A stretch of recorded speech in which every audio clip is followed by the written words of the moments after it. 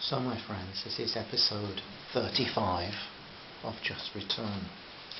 We just had left it with Gus not really having any regrets for his course and Belinda being disgusted but realising that they had to work together.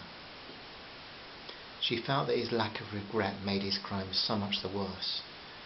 Yet, though he'd been indoctrinated, Val couldn't make excuses for him. Many had died just because of their race, disability, religious belief. And Gus felt that was fine.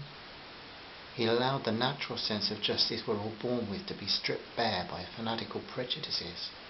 If a human chooses to sacrifice all that is just to a fanatical nationalism which makes genocide an act of worship to the state, well, he's chosen his own position. To make excuses for him is like excusing a murderer when he shoots someone by saying it happened because he carried a gun. He chose to carry it. Belle had no sympathy for Gus. She hardened her heart knowing that he'd failed and to feel anything but contempt for the victims of National Socialism. Yet it was hard for her to have total contempt for the man who'd saved her life. Contradiction.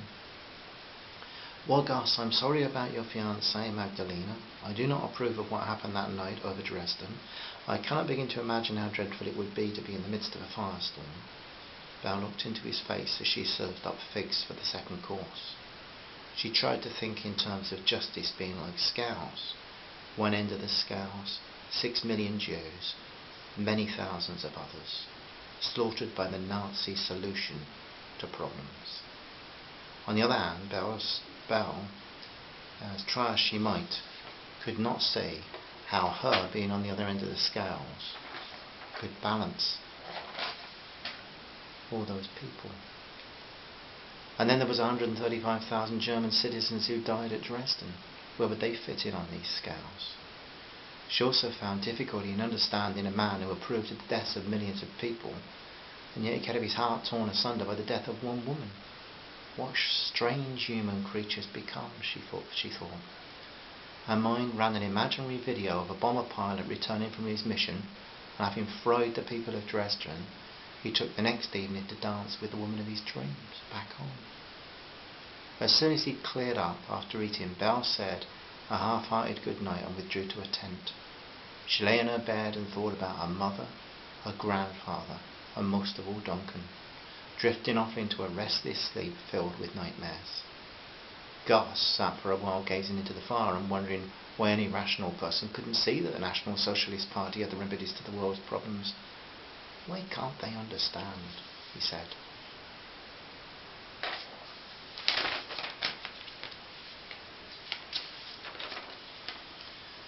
As Christine Devlin sat at the airport waiting for Michael Saunderton to come back with 2 cappuccinos, she thought back 2 nights.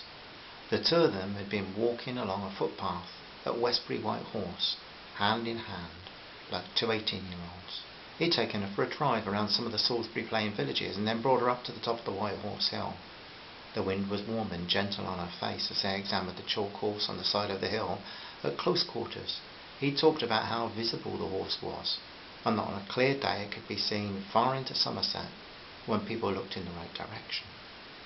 Their eyes are drawn to the white horse. It's the focus of their attention, and that, Christine, is what you have done to me. I go to work, I have a shower, I visit my parents, I attend a college meeting, I go to bed, but wherever I go and whatever I do, you are the focus of my attention. She'd responded by telling him about the day her father had brought an old friend from London to see the white horse, and when they'd got to Westbury it had snowed a little, and the white horse couldn't be seen.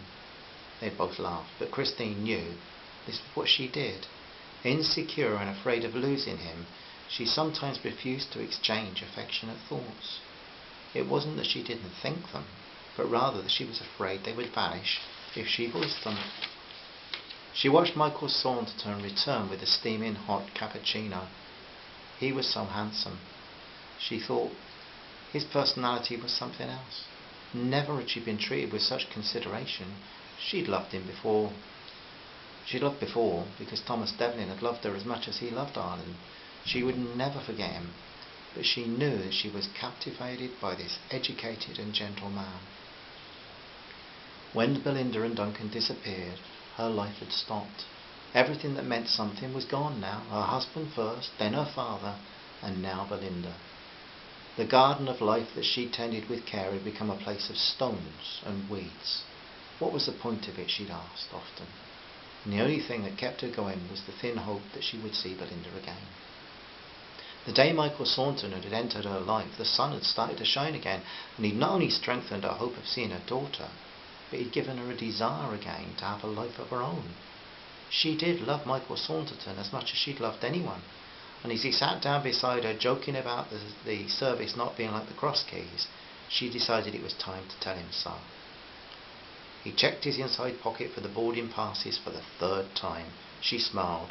The seemingly self-confident university lecturer was not as self-assured as first impressions gave. He sat for a moment and then realised that she was looking at him. Christine took his hand and stared into his eyes. She waited until he was also looking into hers, and then she smiled, and in a very soft tone of voice she said, "You know, Michael, we're taking a very similar journey to Belinda and Duncan, and their plane fell out of the sky. Is that worrying you, darling?" "No, but I just want to make sure you understand something just in case." She was enjoying teasing him, and his face spread into concern.